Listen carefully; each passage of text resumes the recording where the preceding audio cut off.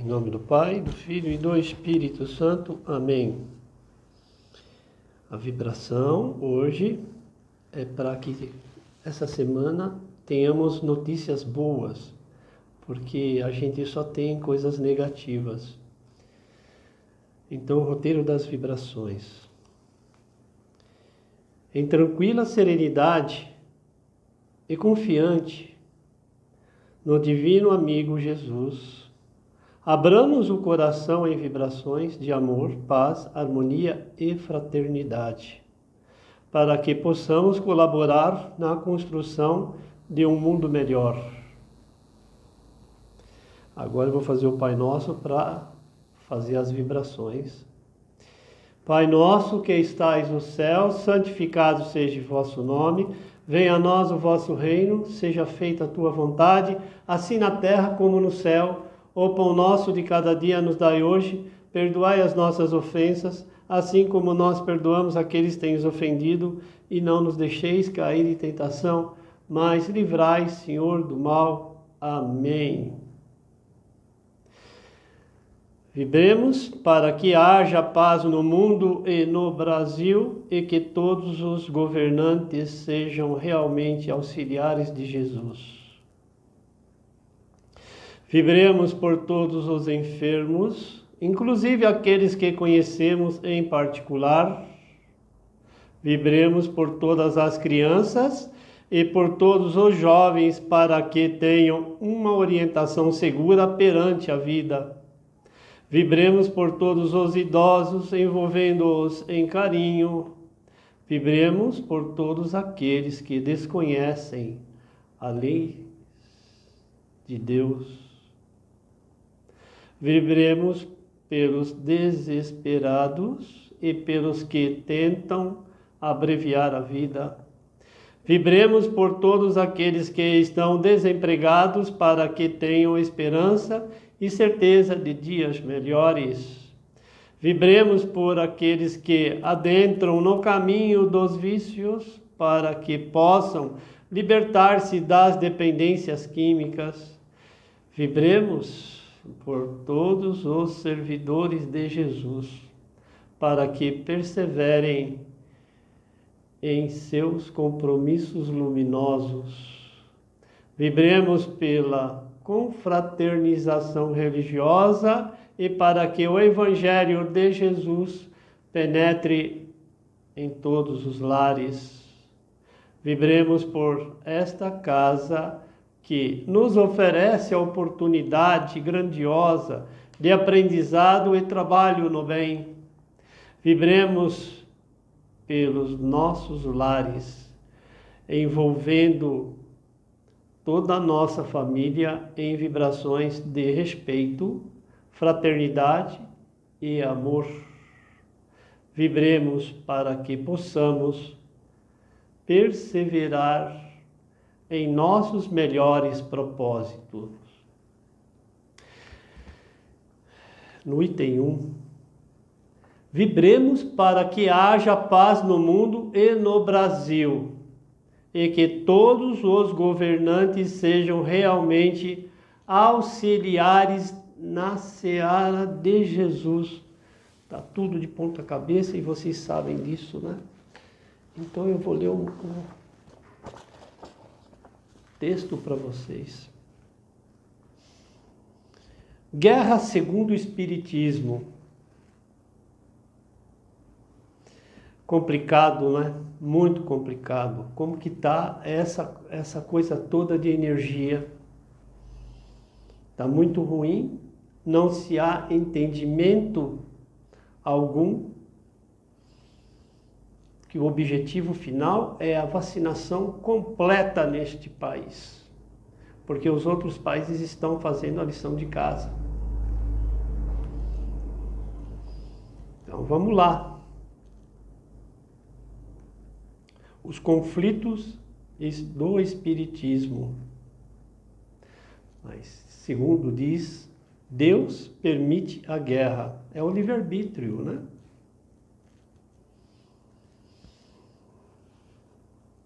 Desde os primórdios da sociedade, o homem vive em guerra, desde que as primeiras tribos passaram a lutar pela soberania de algum recurso natural ou pela soberania de seu povo.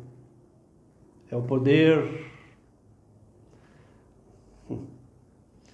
Os povos se dividiram em estados, países e regiões.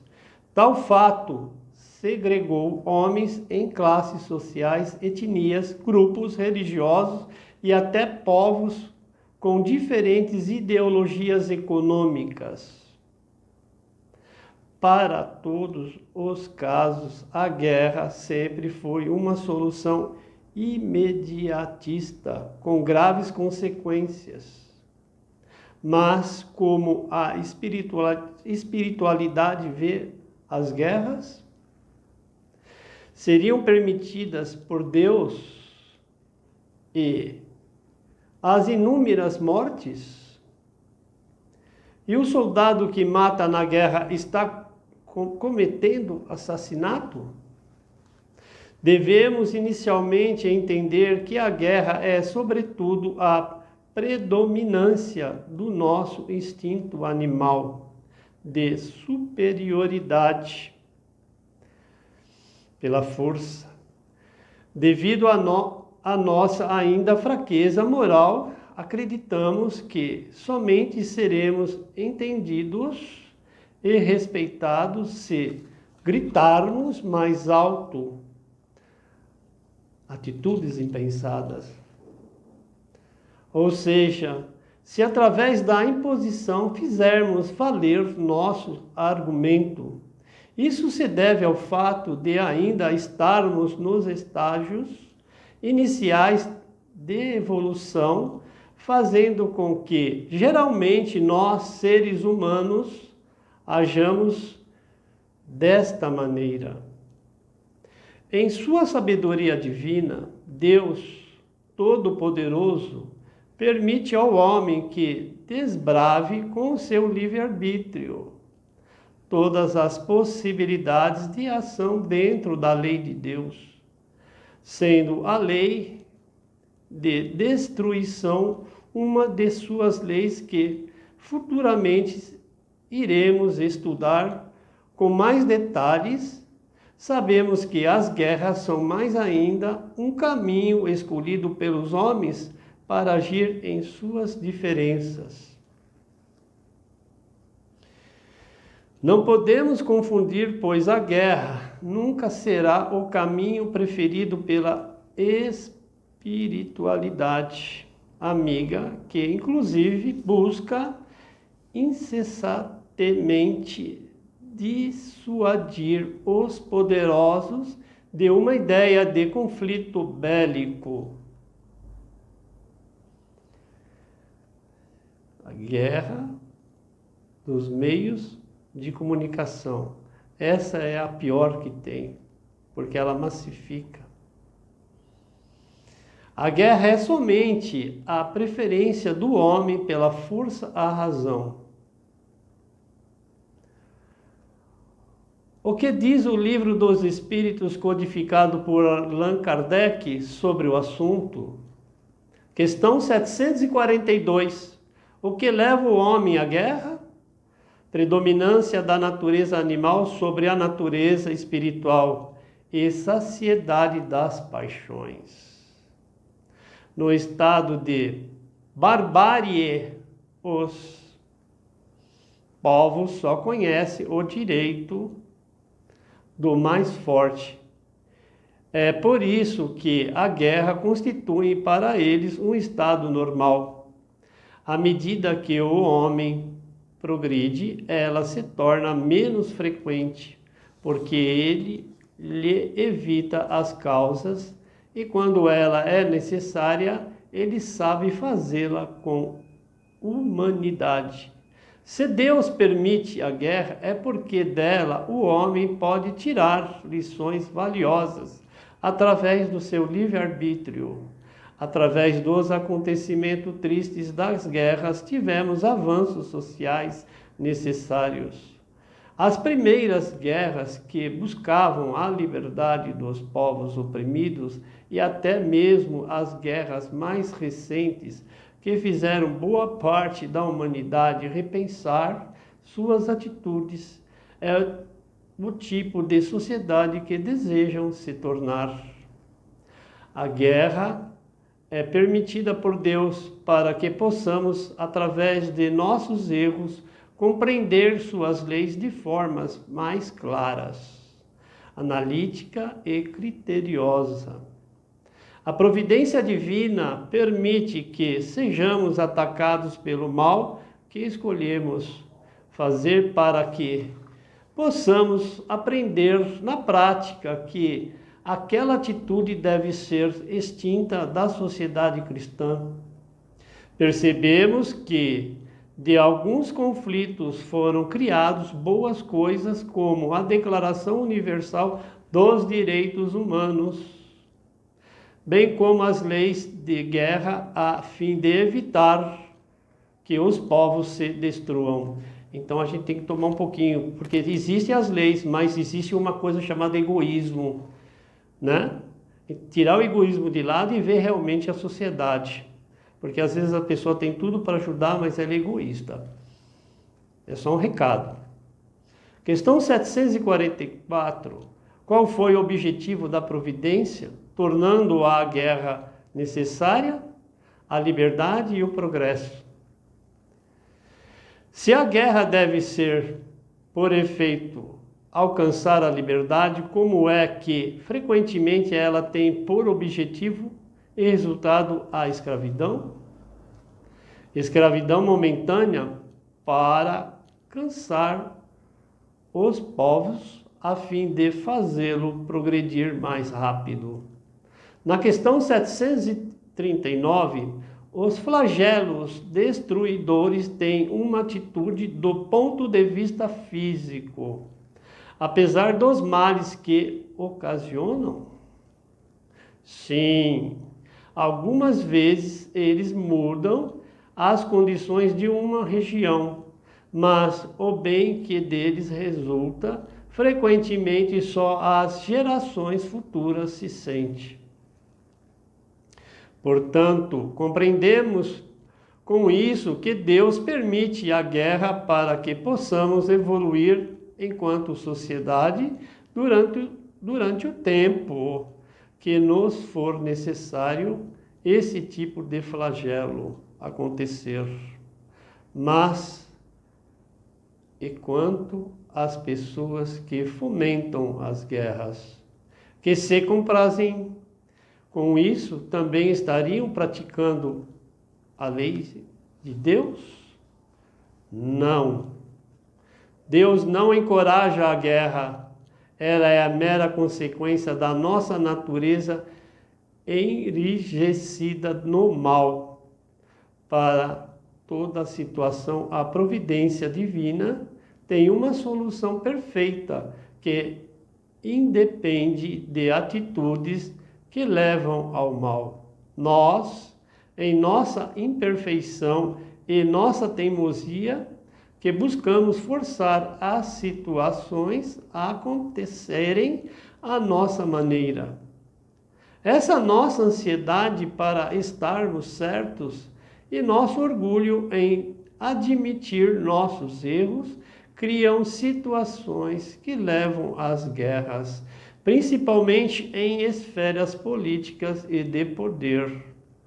O que está acontecendo entre as nações, principalmente nesse nosso país, que nós amamos muito? Essas pessoas transgridem a lei de Deus em benefício próprio. Mas, como diz o Evangelho de Mateus, em verdade te digo que de maneira nenhuma sairás dali enquanto não pagares o último ceitil. Questão 745. Que se deve pensar daquele que provoca a guerra em seu proveito? Esse é o verdadeiro culpado e muitas existências lhe serão necessárias para expiar todos os assassínios de que tenha sido a causa, pois responderá por todo homem cuja morte tiver causado para satisfazer sua ambição. Estudando tal assunto, outra dúvida mostrada na introdução é: se a guerra é o mal ocorrido do nosso livre-arbítrio, seria condenado o soldado que, estando em uma guerra, mata o seu semelhante? Esta questão é muito importante, pois entramos no assunto seguinte do Livro dos Espíritos, que é o assassínio. No tópico abordado, entende-se que causar a morte de um semelhante é sempre um crime na lei de Deus, salvo em caso de força maior, onde o seu instinto de conservação compele o ser a agir de forma a preservar a sua própria existência. Durante uma guerra, o soldado está sob o comando de um responsável e encontra-se numa situação delicada. Se mata, estaria transgredindo a lei, mas se morre por não se defender, não estaria praticando suicídio indireto? Percebemos como é uma situação complexa e que uma simples resposta não tem como abranger toda a gama de variantes de cada caso. O Livro dos Espíritos, em sua pergunta 749, evidencia esta situação em termos gerais, como no trecho destacado abaixo, questão 749. O homem é culpado pelos assassínios que comete durante a guerra? Não, quando ele é constrangido pela força, mas é culpado pelas crueldades que cometa. E se lhe há levado em conta o sentimento de humanidade.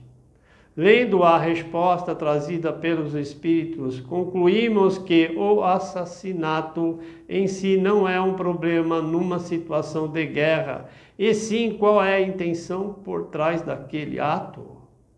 Se foi praticado com crueldade e prazer, ou se foi praticado pela simples necessidade de sobrevivência do indivíduo. Questão 747. O assassínio sempre tem o mesmo grau de culpabilidade? Já o dissemos, Deus é justo. Ele julga, mas a intenção do que o fato. Se a guerra é algo consequente ao nosso grau de adiantamento, é certo de que ela irá um dia desaparecer de nossa vivência, conforme formos evoluindo como sociedade. Tal fato é expresso pelos Espíritos na pergunta 743 do Livro dos Espíritos. Questão 743. A guerra desaparecerá algum dia da face da terra? Sim, quando os homens compreenderem a justiça e praticarem as leis de Deus, então todos os povos serão irmãos. Portanto, precisamos entender que a guerra é a consequência do nosso uso predominantemente irracional da força e a fuga da razão diante da emoção.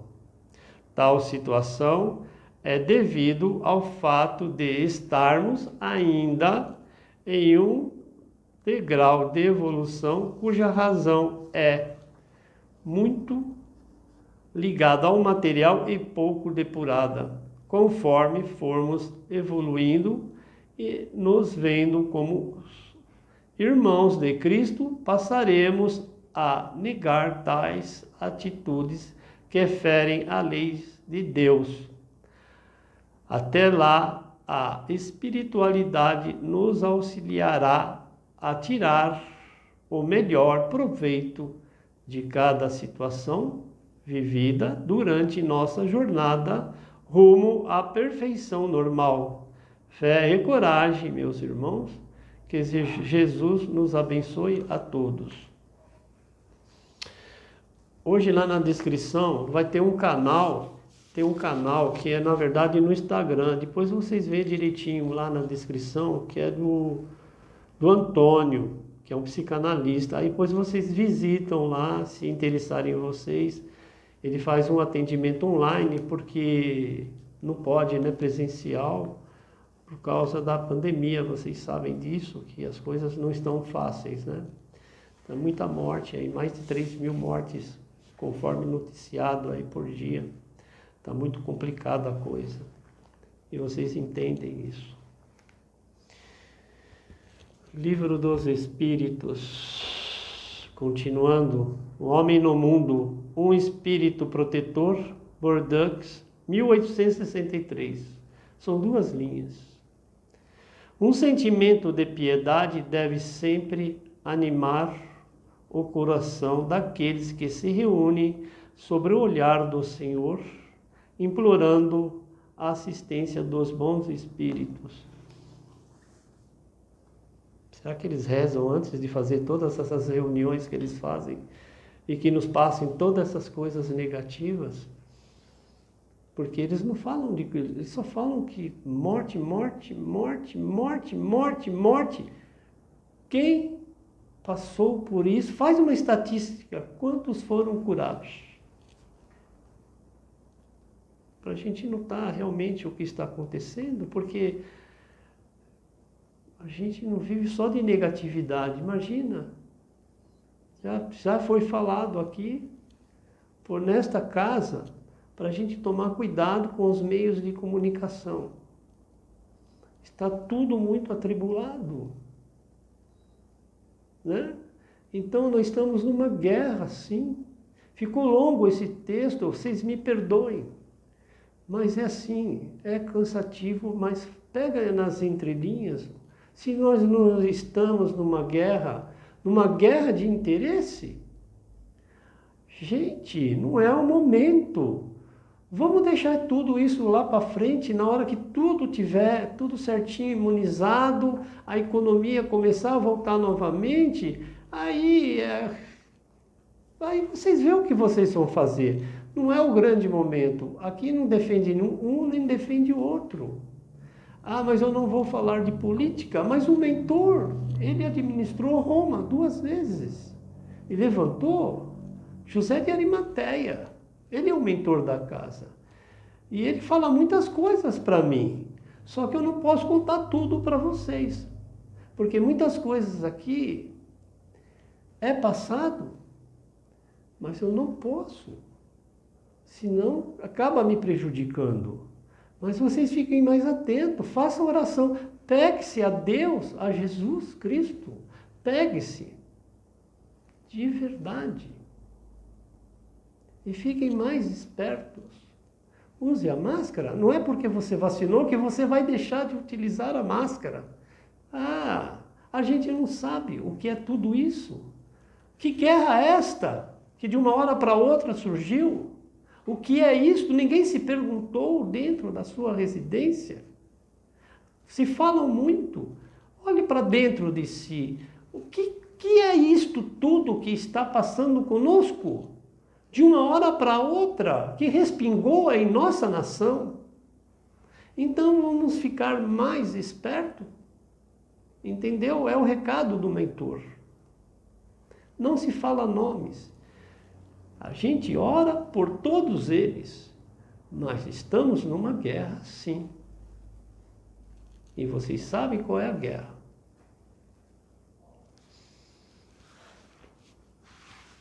Hoje eu vou ler sobre o Corém, continuando. O COFEM, vocês nunca ouviram falar, né? e o dos médicos, né? Que é o CRM. O que que os órgãos são responsáveis? Porque às vezes a gente vai fazer uma reclamação lá e aquela reclamação escuta e vira as costas. É só para orientar que existem esses órgãos sim, viu? Porque é eles que, na verdade, são responsáveis por todas as nossas documentações. Quando a gente vai em atividade no campo, na área da medicina, na área médica. O COREM. O Conselho Regional de Enfermagem se chama COREM. É um órgão de fiscalização profissional que tem como objetivo básico fiscalizar o cumprimento da lei do exercício profissional. Lei número 7.498/86, que diz: zelar pelo bom conceito da profissão e dos que a exerçam, bem como pelo acatamento do Código de Ética dos profissionais de enfermagem. Então, o COREM é dos enfermeiros, técnicos de enfermagem e auxiliares de enfermagem. Só para vocês saberem, existe. Principais atividades do COREM: deliberar sobre inscrição no conselho, porque você pode ver que cada técnico ele é obrigado a estar inscrito lá, bem como o seu cancelamento. O COREM ele pode cancelar também, se acontecer alguma coisa disciplinar do enfermeiro ou do técnico auxiliar, é só notificar. Não adianta você brigar daqui, brigar dali, não foi atendido. Vocês têm onde reclamar. Ele vai lá, mas tem que ser documentado isso aí, fotografado, gravado, manda para lá que vocês vão ver o que acontece. Vocês estão entendendo o recado. Isso é coisa do mentor. Isso não é do seu André aqui. Disciplinar e fiscalizar o exercício profissional observadas as diretrizes gerais do COFEM. Porque existe o COREM, que são dos estados, mas existe o COFEM, que é lá de Brasília. É de Brasília. Então, quando não se resolve no COREM, vocês têm a internet aí, ou vocês só usam para o WhatsApp. Vocês entram lá no COFEM, se não resolve de um lado, resolve do outro. Porque o COFEM ele vai pegar o COREM daquela, por que vocês não tomaram nenhuma atitude? Este é o grande recado para vocês. O COFEM executa as resoluções, impedir a carteira de identidade profissional indispensável ao exercício da profissão é válida em todo o território nacional. Então, o que ela faz? Que todo técnico auxiliar de enfermagem, enfermeiro tem que ter a carteirinha, tem que perguntar. Às vezes você vai... se vocês estão notando o que está acontecendo, as emissoras de TV, rádio, pegaram uma vacina, estão aplicando. Quem é que está aplicando essa vacina? Essa vacina, da onde que veio essa vacina? Primeira coisa que vocês aí que estão fazendo essas coisas que não são certas, tem que saber, peraí, você tem a carteirinha do COREM para poder exercer? Porque você pode ver que tem coisa errada ali. Agora, se vocês gostam de coisa errada, continua nisso. Ficam gastando dinheiro à toa e ficam aplicando o quê? Soro no bíceps. Aqui, ó, no músculo. Vocês gostam disso? Todo mundo vai ser vacinado. Tenham calma. Todo mundo está no seu tempo. Jesus diz, todos nós temos o nosso tempo. Ou vocês acham que vocês vão ficar para semente? Então tem que tomar cuidado com isso. E que fala do COREM e do COFEM, porque às vezes uma pessoa tem uma comorbidade e ali manda embora para casa, precisa de uma cirurgia urgente. Vocês entenderam o recado, né? Vocês estão entendendo. Não é uma denúncia, é um fato. Só isso. Esse é o COFEM e o COREM. O que eles fazem. Eu podia falar mais coisas que está escrito aqui, mas como foi muito puxado sobre a guerra, eu vou já bater lá no CRM. Sabe o que é o CRM? Não é de comer, não. É o Conselho Regional de Medicina. É dos médicos, que eles também têm. Vocês não já escutaram que tem muito médico aí exercendo a profissão, fazendo até plástica aí, a pessoa não tem condições, faz aquela coisa de estelionato medicinal. Tem que tomar cuidado disso também. O Conselho Regional de Medicina é um órgão que fiscaliza o exercício do médico, estabelece boas práticas de trabalho e atua em prol da saúde da população. É a entidade que concede também o número de registro do médico no seu estado, atestando que ele pode exercer legalmente essa profissão. É só a gente prestar atenção quando recebe uma receita médica, em que é obrigatório ter o carimbo com o nome e o número de registro do CRM deste profissional. Se pretende prestar medicina, vai gostar de conferir as informações que a gente da Pitágoras trouxe para você. Vamos mostrar a função desse conselho, a importância para os médicos e também para a sociedade e como se organizar para depois de formado obter esse documento. Principais atividades do Conselho Regional de Medicina. Uma função importante dessa entidade é justamente fiscalizar as condições de trabalho do médico, porque tem médico que está trabalhando muito na pandemia, está ficando doente, não, às vezes acha que... Tem médico que não está usando nem os EPIs, hein? Vamos lá, hein? Não é só os técnicos, não, hein? Acha que é todo poderoso, cuidado, hein? É só um puxão de orelha. Dessa forma, ele conta com um departamento que realiza vistorias em estabelecimentos de saúde pública ou privada, auxiliando na apuração de algumas denúncias. Às vezes o médico, ele só pega os meios de comunicação para fazer a denúncia, mas ele pode, às vezes ele tem medo de fazer a denúncia no CRM de determinado hospital que ele está acima do horário que ele está, trabalhando. Acaba deixando ele estressado, baixa a imunidade dele, aí vem aquele bichinho que vocês sabem que é o Covid-19 e pum! Aí foi mais um profissional embora. Lembrando também que nem todos os médicos, enfermeiros, técnicos que têm a documentação estão aptos, porque eles não estão fazendo a reciclagem. Está faltando profissional que sabe mexer naquelas máquinas de respiração. É um crime. Tem-se, isso aí acaba sobrecarregando aquele. Ensinando na hora que acontece a coisa, não, isso aí tem que ser muito antes. O estudar, é o estudo e a prática. Então, temos que ter cuidado com isso. Olha o que está acontecendo. O que realmente está acontecendo? Por que está tendo muito óbito? Vamos prestar atenção nisso. É importante chamar os conselhos. É importantíssimo, é um puxão de orelha, não é meu, eu não sou nada. É dele que está aqui gritando no meu ouvido, porque se eu não falar, ele me pega. Vamos ver quem são que está dando aula para os alunos. Nas escolas de enfermagem, nas escolas de medicina.